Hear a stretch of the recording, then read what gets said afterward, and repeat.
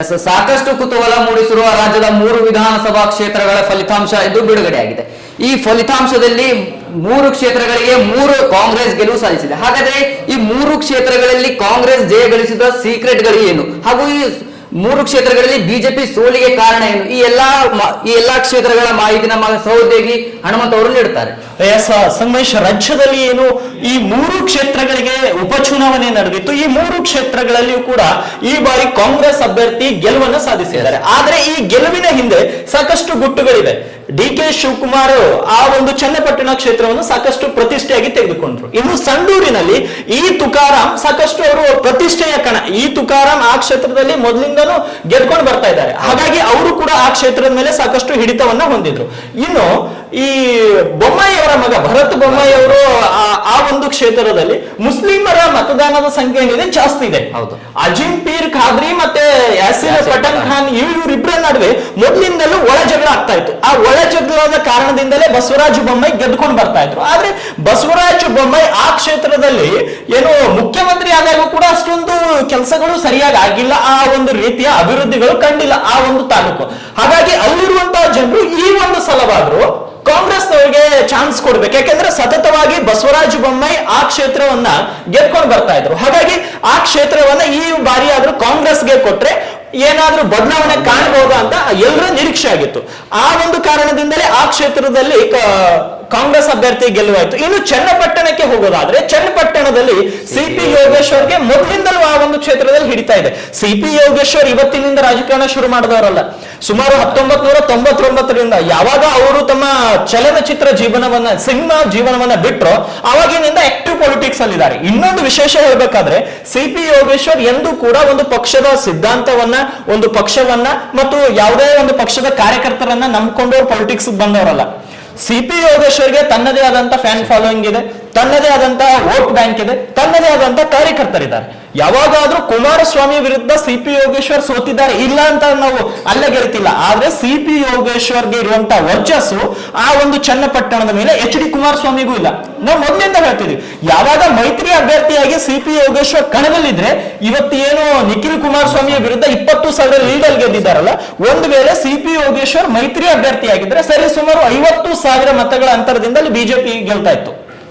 ಅಂದ್ರೆ ಸಿ.ಪಿ. ಯೋಗೇಶ್ವರ್ಗೆ ಆ ರೀತಿಯ ಹಿಡಿತ ಆ ಒಂದು ಕ್ಷೇತ್ರದಲ್ಲಿದೆ. ಇನ್ನೊಂದು ಡಿ.ಕೆ. ಬ್ರದರ್ಸ್ ಕಳೆದ ಏನು ಲೋಕಸಭಾ ಚುನಾವಣೆಯಲ್ಲಿ ಮಂಜುನಾಥ್ ಅವರಿಗೆ ಸೋಲಿಲಿಕ್ಕೆ ಇವರೆಲ್ಲರೂ ಎಚ್.ಡಿ. ಕುಮಾರಸ್ವಾಮಿ, ದೇವೇಗೌಡರು ಮತ್ತೆ ಇವರೆಲ್ಲ ಕಾರಣರಾಗಿದ್ರು. ಡಿ.ಕೆ. ಸುರೇಶ್ ಒಳ್ಳೆ ಕೆಲಸಗಳನ್ನ ಮಾಡಿದ್ರು ಕಂಪೇರ್ ಟು ಬೇರೆ ಸಂಸದರಿಗೆ. ಕರ್ನಾಟಕದಲ್ಲಿ ಅತಿ ಹೆಚ್ಚು ಒಳ್ಳೆ ಕೆಲಸಗಳನ್ನು ಮಾಡಿದಂತ ಸಂಸದರಲ್ಲಿ ಡಿ.ಕೆ. ಸುರೇಶ್. ಆದ್ರೆ ಅಲ್ಲಿ ಬಿಜೆಪಿಯ ಒಂದು ಚಾಣಕ್ಯ ನೀತಿ, ಬಿಜೆಪಿಯ ಒಂದು ಹೊಸ ಸ್ಟ್ರಾಟಜಿ ಮಂಜುನಾಥ್ ಅವರಿಗೆ ಟಿಕೆಟ್ ಕೊಡ್ತು. ಮಂಜುನಾಥ್ ಒಳ್ಳೆಯ ಅಭ್ಯರ್ಥಿ, ನಮ್ಗಲ್ಲಿ ಬೇರೆ ವಿಷಯ ಇಲ್ಲ, ಅವರು ಕೂಡ ಒಳ್ಳೆಯ ಅಭ್ಯರ್ಥಿ. ಅಲ್ಲಿ ಅವ್ರು ಮಾಡಿರುವಂತ ವೈದ್ಯಕೀಯ ಕ್ಷೇತ್ರದಲ್ಲಿ ಮಾಡಿರುವಂತ ಅವರ ಕಾರ್ಯಗಳನ್ನ ಗುರುತಿಸಿ ಆ ಕ್ಷೇತ್ರ ಜನರು ಕೈ ಹಿಡಿದ್ರು. ಆ ಒಂದು ಸೋಲಿನ ಸೇಡನ್ನ ಈಗ ಚನ್ನಪಟ್ಟಣದಲ್ಲಿ ಡಿ.ಕೆ. ಬ್ರದರ್ಸ್ ತೀರಿಸಿಕೊಂಡಿದ್ದಾರೆ. ಹಾಗಾಗಿ ಸಾಕಷ್ಟು ಪ್ರತಿಷ್ಠೆ, ಕುತೂಹಲಗಳಿಗೆ ಕಾರಣವಾಗಿರುವಂತ ಈ ಒಂದು ಚುನಾವಣೆ ಕೇವಲ ಗ್ಯಾರಂಟಿ ಯೋಜನೆಯಿಂದ ಗೆದ್ದಿದೆ ಅಂತ ಹೇಳಕ್ಕಾಗಲ್ಲ. ಗ್ಯಾರಂಟಿ ಯೋಜನೆಗಳು ವರ್ಕ್ ಆಗಿವೆ ರಾಜ್ಯದಲ್ಲಿ, ಇಲ್ಲ ಅಂತಲ್ಲ.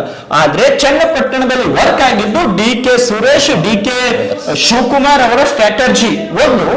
ಎರಡನೇದು ಸಿ.ಪಿ. ಯೋಗೇಶ್ವರ್ನ ತಂತ್ರ, ರಣತಂತ್ರ.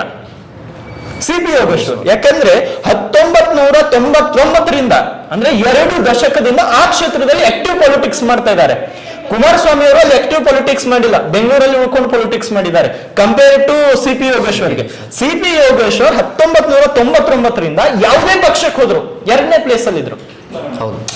ಸೋಲ್ಬಹುದು, ಆದ್ರೆ ವೋಟ್ ಪರ್ಸೆಂಟೇಜ್ ಅಲ್ಲಿ 2ನೇ ಪೊಸಿಷನ್ ಅಲ್ಲಿ ಇದ್ರು. ಹಾಗಾಗಿ ಅವರು ಸೋಲಿ ಗೆಲ್ಲಲಿ ಜನರ ಜೊತೆಯಲ್ಲಿ ಕನೆಕ್ಟ್ ಇದ್ರು. ಅದೊಂದು ಕಾರಣ. ಇನ್ನು ಮೂರನೇದು ನಿಖಿಲ್ ಕುಮಾರಸ್ವಾಮಿಗೆ ಕೊಟ್ಟಿದ್ದು ಕುಟುಂಬ ರಾಜಕಾರಣ ಅಂತ ಪ್ರತಿಬಿಂಬವಾಗ್ಬಿಡ್ತು. ಕಾಂಗ್ರೆಸ್ನವರು ಕುಟುಂಬ ರಾಜಕಾರಣ, ಬಿಜೆಪಿಯವರು ಕುಟುಂಬ ರಾಜಕಾರಣ. ಆದ್ರೆ ಏನೋ ಒಂದು ಅದು ನೆಗೆಟಿವ್ ರೋಲ್ ಆಗಿ ಕಾಣಿಸ್ಬಿಡ್ತು ನಿಖಿಲ್ ಕುಮಾರಸ್ವಾಮಿ. ಹಾಗಾಗಿ ಸಿ.ಪಿ. ಯೋಗೇಶ್ವರ್ ಮತ್ತೆ ಸತತ 2 ಬಾರಿ ಸೋಲನ್ನು ಕೂಡ ಅನುಭವಿಸಿದ್ರು. ಅದು ಕೂಡ ನೆಗೆಟಿವ್ ಆಗಿ ಈ ಸಲ ಅವರಿಗೆ ಚಾನ್ಸ್ ಅನ್ನು ಕೊಟ್ಟಿದ್ದಾರೆ ಆ ಕ್ಷೇತ್ರ ಜನ. ಇನ್ನು ಶಿಗ್ಗಾವಿಗೆ ಹೋಗ್ತೀನಿ. ಶಿಗ್ಗಾವಿಯಲ್ಲಿ ಮುಸ್ಲಿಮರ ಸಂಖ್ಯೆ ಜಾಸ್ತಿ ಇದೆ ಕಂಪೇರ್ ಟು ಲಿಂಗಾಯತ್ಸ್. ಲಿಂಗಾಯತರು ಹೆಚ್ಚಿಗಿದ್ದಾರೆ, ಆದ್ರೆ ಅದಕ್ಕಿಂತ ಹೆಚ್ಚಿಗೆ ಯಾರಾದ್ರೂ ಇದ್ದಾರೆ ಅಂದ್ರೆ ಮುಸ್ಲಿಮರಿದ್ದಾರೆ. ಮುಸ್ಲಿಂ ವೋಟ್ ಬ್ಯಾಂಕ್ ಒಂದಿತ್ತು. ಎರಡನೇದು ಗ್ಯಾರಂಟಿಗಳು ಆ ಕ್ಷೇತ್ರಗಳಲ್ಲಿ ಕೈ ಹಿಡಿದು. ಮೂರನೇದು ಆಡಳಿತ ವಿರೋಧಿಯಲ್ಲಿ ಯಾರಿಗೆ? ಬೊಮ್ಮಾಯಿಗೆ. ಸಿಎಂ ಆದ್ರು, ಸಚಿವರಾದ್ರು, ಮತ್ತೆ ಇವಾಗ ಕೇಂದ್ರಕ್ಕೆ ಹೋದರು. ಹಾಗಾಗಿ ಒಂದು ಸಲ ಆದ್ರೂ ಕಾಂಗ್ರೆಸ್ನವ್ರಿಗೆ ಕೊಡ್ಬೇಕನ್ನೋದು ಒಂದು. ಈ ಯಾಸಿರ್ ಪಠಾಣ್ ಅಂತ ಏನಿದ್ರಲ್ಲ, ಕಳೆದ ಬಾರಿ ಬೊಮ್ಮಾಯಿ ವಿರುದ್ಧ ಸೋಲನ್ನು ಅನುಭವಿಸಿದ್ರು. ಅಜೀಂ ಪೀರ್ ಖಾದ್ರಿ ಮೊದಲೆಲ್ಲ ಟಫ್ ಫೈಟ್ ತಗೋತಾ ಇದ್ರು ಬೊಮ್ಮಾಯಿಗೆ, ಆದ್ರೆ ಈ ಬಾರಿ ಯಾಸಿನ್ ಪಠಾಣ್ ಕಳೆದ ಏನು 2018 ಚುನಾವಣೆ 23 ವಿಧಾನಸಭೆ ಚುನಾವಣೆ ಇತ್ತಲ್ಲ, ಆ ಸೋಲನ್ನು ಕಂಡಿದ್ರು. ಈ ಬಾರಿ ಎಲ್ಲ ಅನುಕಂಪದ ಆಧಾರ ಮೇಲೆ ಅವರೊಂದು ಗೆದ್ಕೊಂಡು ಬಂದ್ರು. ಇನ್ನು ಸಂಡೂರಿಗೆ ಹೋಗ್ತೇವೆ. ಸಂಡೂರಲ್ಲಿ ಈ ತುಕಾರಾಂ ವರ್ಚಸ್ಸು ಮೊದಲಿನಿಂದಿದೆ. ಇವತ್ತಿನಿಂದ ಈ ತುಕಾರಾಂ ರಾಜಕೀಯಕ್ಕೆ ಬಂದವರಲ್ಲ. ಈ ತುಕಾರಾಂ ಅಂದ್ರೆ ಸಿಎಂ ಬಣದಲ್ಲಿ, ಸಿದ್ದರಾಮಯ್ಯ ಬಣದಲ್ಲಿ ಒಬ್ಬರ ಆಪ್ತ ವಲಯದಲ್ಲಿ ಗುರುತಿಸಿಕೊಂಡಂತ ವ್ಯಕ್ತಿಯವರು, ಅದು ಒಂದು ಪ್ಲಸ್. ಇನ್ನು ಎದುರಾಳಿ ಯಾರಿದ್ರಲ್ಲ, ಬಂಗಾರು ಹನುಮಂತ್, ರಾಜಕೀಯದ ಅನುಭವ ಇಲ್ಲ, ಯುವ ನಾಯಕ, ಒಳ್ಳೆಯ ನಾಯಕನಿದ್ದಾನೆ, ಒಳ್ಳೆ ಆಡಳಿತ ಕೊಡ್ಬೇಕಂತ ಬಂದಿದ್ರು, ಸೋತಿದ್ದಾರೆ, ಅದು ಎರಡನೇ ವಿಷಯ. ಆದ್ರೆ ಎಕ್ಸ್ಪೀರಿಯನ್ಸ್ ನ ಕೊರತೆ. ಇನ್ನೊಂದು, ಬಂಗಾರು ಹನುಮಂತ್ ಹಿಂದ್ಗಡೆ ಯಾರೆಲ್ಲ ಇದ್ರಲ್ಲ, ರಾಮ್ಲು, ಜನಾರ್ದನ್ ರೆಡ್ಡಿ, ಅವರೆಲ್ಲರ ವರ್ಚಸ್ಸು ಕಂಪೇರ್ ಟು ಒಂದು 10 ವರ್ಷಕ್ಕೆ ಕಂಪೇರ್ ಮಾಡಿದ್ರೆ ಇವಾಗ ಅವ್ರ ವರ್ಚಸ್ಸು ಅಷ್ಟೊಂದು ಉಳ್ಕೊಂಡಿಲ್ಲ. ರಾಮ್ಲುಗೂ ಅಷ್ಟೊಂದು ವರ್ಚಸ್ಸು ಉಳ್ಕೊಂಡಿಲ್ಲ, ಮತ್ತೆ ಜನಾರ್ದನ್ ರೆಡ್ಡಿಗೂ ಉಳ್ಕೊಂಡಿಲ್ಲ. ಯಾಕಂದ್ರೆ ಅವರು ಪಕ್ಷ ಬದಲಾಯಿಸ್ತಾರೆ, ಹೊಸ ಪಕ್ಷ ಕಟ್ತಾರೆ, ಇನ್ನೊಂದು ಮಾಡ್ತಾರೆ, ಜನರು ಎಲ್ರಿಗೂ ನಂಬಕ್ಕಾಗಲ್ಲ. ಅದು ಕೂಡ ಒಂದು ಕಾರಣ. ಇನ್ನು ಇವ್ರ ಹಿಂದೆ ಯಾರಿದ್ರು, ನಾಗೇಶ್ ಇದ್ರು.